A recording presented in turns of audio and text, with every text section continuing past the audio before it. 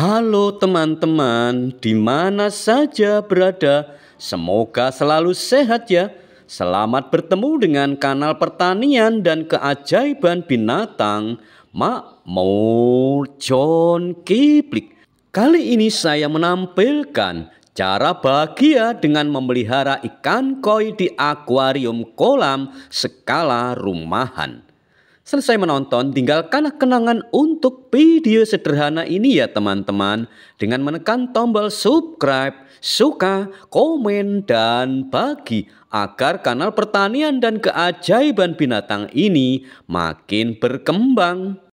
Cara bahagia dengan memelihara ikan koi di akuarium kolam skala rumahan merupakan upaya penghobi ikan hias untuk memilikinya sesuai dengan harapan demi memperoleh kesenangan yang bisa dinikmati saat berada di rumah dalam keadaan santai atau sibuk maupun di luar rumah. Nah, ini tentu ide bagus. Di saat banyak yang harus diselesaikan secara cepat pun masih bisa mendapatkan hiburan. Bagaimana caranya? Ada beberapa cara yang bisa kita lakukan, baik sengaja maupun tidak. 1.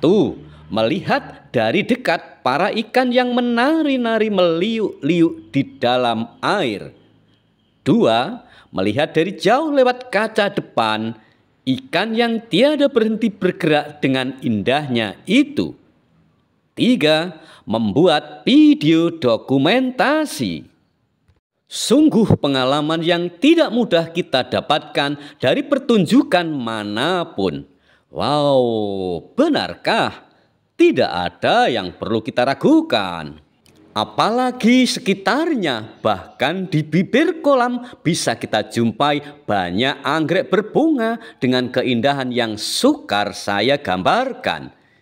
Juga berbunga lain banyak di sekelilingnya melengkapi keindahan yang ada. Teman-teman, sudahkah Anda memiliki konsep membahagiakan diri dan orang lain dengan memelihara ikan hias, misalnya koi seperti di akuarium kolam ini? Banyak manfaat bila kita memilikinya. Apakah itu? Bisa saja 1. Memberikan hiburan setiap saat diinginkan. 2. Bisa berinteraksi dengan ikan hias yang perlu mendapatkan perhatian. 3. Mengagumi ciptaan yang maha seni. 4. Mengaktifkan syaraf memori untuk selalu menerima kesan indah dari akuarium kolam yang menurut penelitian bisa menambah umur panjang. 5. Menyayangi binatang, begitu sebaliknya. 6. Dan masih banyak manfaat lainnya yang tidak kuasa saya sebutkan. Teman-teman boleh menambahkan sendiri sesuai dengan konsep kebahagiaan masing-masing. Oke? Agar lebih jelas, saya akan mewawancarai pemelihara koi akuarium kolam ini. Mari ke sana. Selamat sore Pak Mul. Sore Pak. Ikan koi semua kah? Ya ada ikan koi Pak, ada ikan mas juga. Oh campuran ini? Ada ikan mas kumpai. Oke, koi yang besar itu umur berapa? Yang besar itu 2020-an, berarti 5 tahunan. 5 tahun ya, sudah besar sekali nih.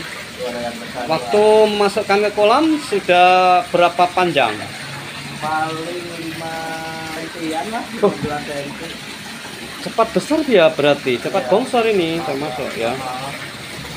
Jenisnya koi apa saja tuh? Koi bukan yang ini yang premium, koi yang biasa aja Pak. Kita ya.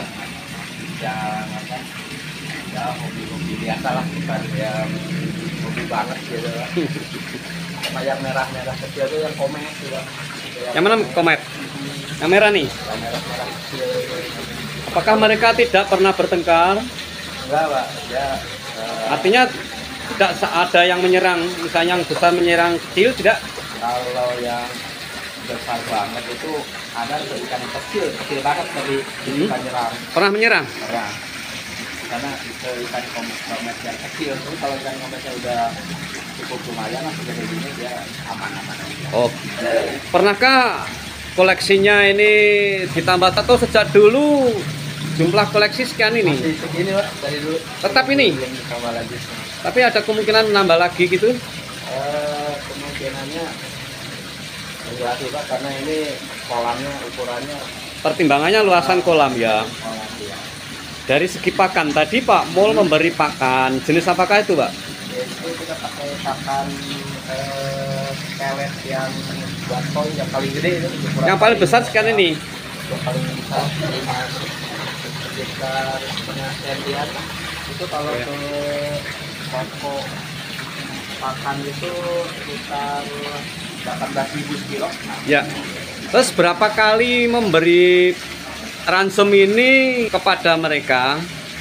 Pakan itu 2 kali. Seberapa banyak kalau ikannya? Berapa jumlah sih Pak Mul? Itu paling ikannya sekitar 10-an yang gede. 10 ekor yang besar.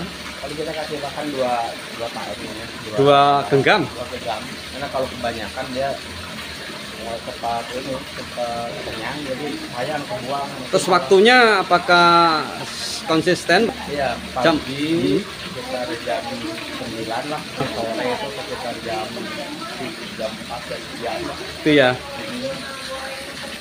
Pak Mul tadi ketika memberi pakan tampak mereka jinak ya, familiar gitu.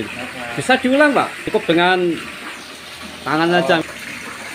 Ya gitu. Oke. Ya. Tidak takut ya mereka?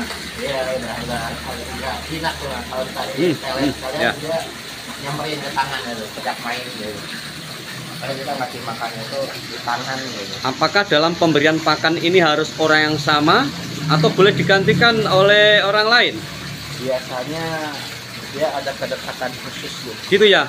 Kalau kita sering ngasih makan, sering ngajak bercanda, ngobrol, itu dia ini kayak apa interaksi gitu. Oke. Bila yang memberi selain Pak Mul misalnya apa pengaruh mereka ini juga kurang minat untuk menikmati makan itu? Kurang Gitu ya? kurang semangat gitu Pak. Biasanya kalau bukan saya tuh dia dilempar gitu, jadi nggak ada interaksi. Iya. Kita kalau poinnya biar bagus itu biar senang bermain dengan kita masukin di tangan, harus dilatih Oke. gitu. Jadi mereka hafal betul siapa yang selalu memberi makan. Ada saran tips beternak koi skala penghobi, skala rumahan, boleh berikan saran untuk teman-teman pemula gimana? Saya juga pemula, jadi kalau buat koi ini gampang-gampang lah, gampang, nggak terlalu susah. Jadi airnya juga kan kita kuras gitu, paling sekitar 3 bulan gitu. 3 bulan sekali kah? Kita kuras setengahnya, terus diisi lagi gitu. Lalu kalau ada sekitar 6 bulan kita kuras full gitu. Ini kan nggak ada filter gitu, nggak ada 3 filter di sana. Apakah air yang digunakan ini boleh dari air pump? Kalau biasanya kalau dari sini dari air sumur biasa gitu. Ini dari air sumur biasa. Kalau dari pump ada favorit kan ada air Bahaya ya Pak.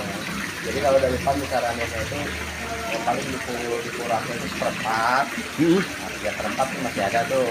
Jadi kalau dari air sumur tuh lebih relatif lebih alami, jadi kita setengahnya bisa. Oke Pak, oh bagus sekali. Tentang kedalaman kolam, berapa sentimeter kah Pak Mul kedalaman kolam ini? Kalau ini sekitar 1,5 Pak. Oh dalamnya ini? Lumayan juga ke dalam dari sama ini. 1,5 itu dari permukaan? Ya dari atas. Ini dari bibir ini ya. Bibir, ya. Terus airnya berapa? Airnya itu paling sekitar 80-an Pak. Oke. Ada filternya juga, jadi harus sirkulasinya harus bagus. Ya, begini Pak Mo. Saya lihat ikan-ikan ini walaupun malam hari juga bergerak. Apakah mereka tidak tidur ya? Gimana menurut pengamatan Pak Mo? Kalau ikan itu kalau malam tidur juga. Tidur juga? Tidur. Gimana cirinya? Nah, kalau ikan tidur itu matanya tetap terbuka, nggak merem kayak orang gitu. Gerakannya itu lambat, jadi kayak mengambang gitu ya. Oh ya. Dia tuh dia agresif. Ya teman-teman, ternyata ikan juga tidur. Istirahat gitu. Sepertinya. Iya.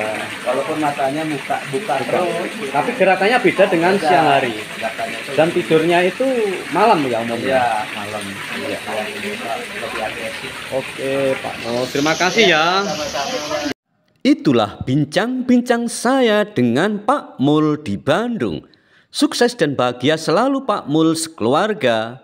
Abi Hendy, Umi Iis sekeluarga. Keluarga Wak Aep, Wak Saipul, Pak Junaidi, Om Aris, serta seluruh kerabatnya yang selalu kami hormati dan lukis di kanvas hati pikiran serta jiwa raga ini. Al-Fatihah untuk kakek Parman, nenek Ona, dan kakek Atip. Terima kasih segala kebaikan yang tercurah. Semoga Allah menambahkan berkah berlimpah ruah. Salam dari Trenggalek, Jawa Timur. Belalang meloncat-loncat, kepiting lambat berjalan. Semoga ada manfaat apabila tepat harapan. Demikianlah teman-teman, semoga bermanfaat. Selalu semangat untuk menjadi sukses.